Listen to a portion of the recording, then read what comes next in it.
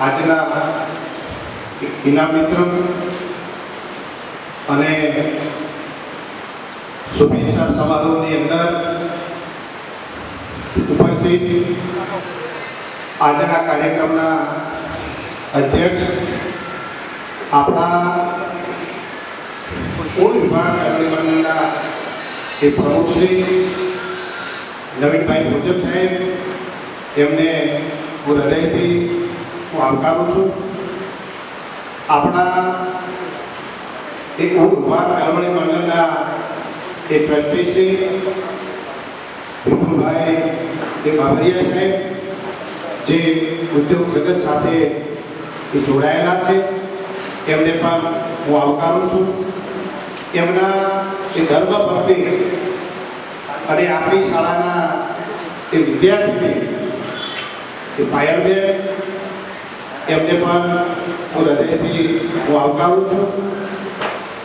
આજના કાર્યક્રમના એ મહેમાન શ્રી જગરભાઈ સોની સાહેબ, એ પણ મહેમાન તરીકે આપણા આમંત્રણને માન આપીને આજના કાર્યક્રમમાં હાજરી આપી છે, એમને પણ હું આવકારું છું.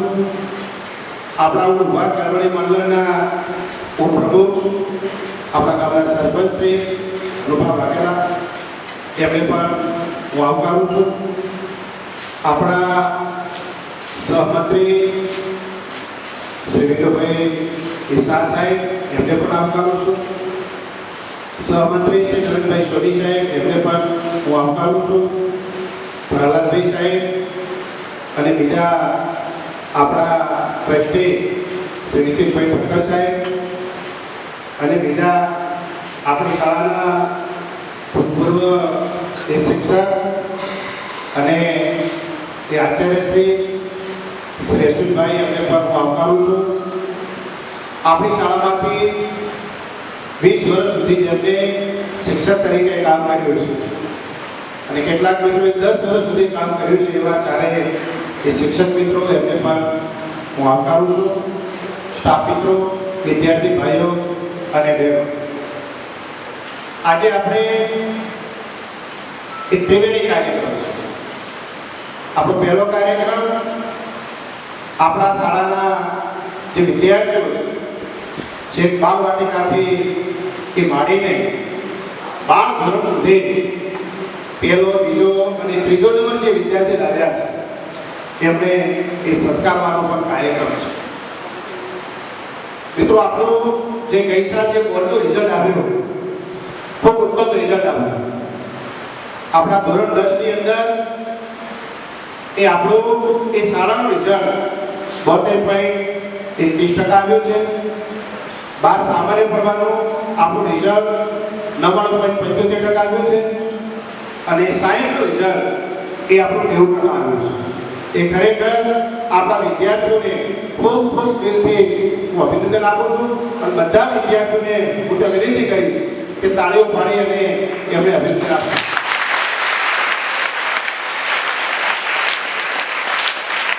આપણી શાળાની એક પ્રગતિ, એક પ્રકારનો વિકાસ, આપણી અંદર જે કામ કરવાનો જે ઉત્સાહ વધારે છે, એ આ રિઝલ્ટ વધારે છે.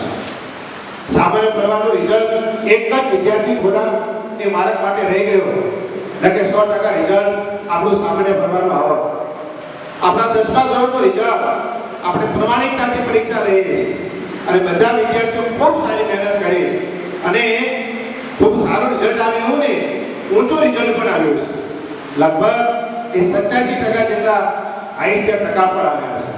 એમ સામાન્ય પ્રવાહની અંદર પણ એ 85% જેટલો હાઈએસ્ટ રિઝલ્ટ આવ્યો છે અને સાયન્સની અંદર હાઈએસ્ટ જે વિદ્યાર્થી આવ્યો છે એને મિત્રો ખૂબ ગૌરવની વાત છે કે 90% જેટલું રિઝલ્ટ એને એ વિદ્યાર્થી પ્રાપ્ત એ કર્યું છે. એના વિષયમાં જો રિઝલ્ટની વાત હું તમને કરું તો બાયોલોજીની અંદર એ વિદ્યાર્થીએ 98 માર્ક પ્રાપ્ત કર્યા છે. એને કેમેસ્ટ્રીની અંદર એ 95 માર્ક પ્રાપ્ત કર્યા છે અને ફિઝિક્સની અંદર એને 91 માર્ક પ્રાપ્ત કર્યા છે. એને સંસ્કૃતની અંદર પણ 92 માર્ક આવ્યા છે. એક અંગ્રેજીની અંદર ખાલી 75 માર્ક એ આવ્યા છે. બાકી એ પ્લસ રિઝલ્ટ કહી શકાય, આટલું ખૂબ ઊંચું રિઝલ્ટ આવ્યું છે. એ વિદ્યાર્થીએ ટેટની પણ એક્ઝામ આપી છે, એની અંદર પણ ખૂબ સારું રિઝલ્ટ આવ્યું છે. અને આપણે અપેક્ષા રાખીએ કે એમબીબીએસની અંદર એ પ્રવેશ એને પ્રાપ્ત 100% થવાનો છે. અને તમે બધા જાણો છો કે આપણા સાયન્સની અંદરથી આપણી શાળામાંથી ભણતા વિદ્યાર્થીઓ ડૉક્ટરમાં પ્રવેશ એ મેળવી રહ્યા છે. કેટલાક વિદ્યાર્થીઓ એન્જિનિયરિંગ લાઈનની અંદર પણ એમને એક પ્રકારનો પ્રવેશ એક પ્રકારનો સારી સંસ્થાઓની અંદર મળી રહ્યો છે. આર્ટ્સની અંદર પણ જે વિદ્યાર્થીઓ સફળ એક પ્રકારે થાય છે એ પણ પોતાની ઉજ્જવળ કારકિર્દી એ એક પ્રકારે બનાવી રહ્યા છે. ભૂતપૂર્વ વિદ્યાર્થીઓએ જે રિઝલ્ટ આવ્યું છે એનામાંથી આજે જે વિદ્યાર્થીઓ અભ્યાસ કરે છે એનામાંથી આપણે પણ ઉદ્દેશ એક પ્રકારનો પ્રાપ્ત થાય અને આપણે પણ ખૂબ સારી મહેનત કરી અને આપણું રિઝલ્ટ પણ ખૂબ ઊંચું આવે એ પ્રકારના એ આપણે બધાએ એ સહિયારા પ્રયત્નો એક પ્રકારના કરવા જોઈએ. એના માટે આપણે હમણાં એક સપ્તાહ પહેલા આપણે 12 સામાન્ય પ્રવાહની પણ વાલી મીટિંગ બોલાવી, 12 સાયન્સની પણ બોલાવી અને એસએસસીના વિદ્યાર્થીઓની પણ વાલી મીટિંગ બોલાવી. આપણે શિક્ષક, વિદ્યાર્થી અને વાલી એ ત્રણેય પાસાઓને સમાન રાખી અને ખૂબ સારું રિઝલ્ટ આવે એના માટે આપણે મથામણ એક પ્રકારે કરી રહ્યા છે. આપણે પણ સંકલ્પ લઈએ કે હજુ પણ આપણા ભૂતપૂર્વ વિદ્યાર્થીઓએ જે શ્રેષ્ઠ પરિણામ લાવ્યું છે એનાથી પણ એ તો ખરું, એનાથી પણ આગળ આપણું રિઝલ્ટ આવે એ પ્રકારના પ્રયત્નો એક પ્રકારના કરવાના છે. આપણો બીજો કાર્યક્રમ આપણા શિક્ષકોને વિદાય આપવાનો છે. આપણા મેહુલભાઈ સાહેબ એમની ઓળખ આપી હોય તો અપાય, કામ વગર ના ફાવે. એ 10મા ધોરણનું તો કામ કરે માધ્યમિક વિભાગનું, પણ સાયન્સ નું કરે. એ વ્યક્તિને મેં 6 વર્ષની અંદર ક્યારે ખાલી બેઠો હોય, ખાલી વાતો કરતો હોય એવા મેં ક્યારે મેહુલભાઈને જોયા નથી. એ પછી કોઈ પણ પાલનપુર આપણે ડીઓ ઓફિસનું એ ફાઇલનું કામ હોય તો સાહેબ થઈ જશે. એમને મેં એક વખત નહીં અનેક વખત કોઈ પણ સ્થિતિમાં મેં કામ આપ્યું હોય અને ના પાડી હોય એવું મેં ક્યારે અનુભવ કર્યો નથી.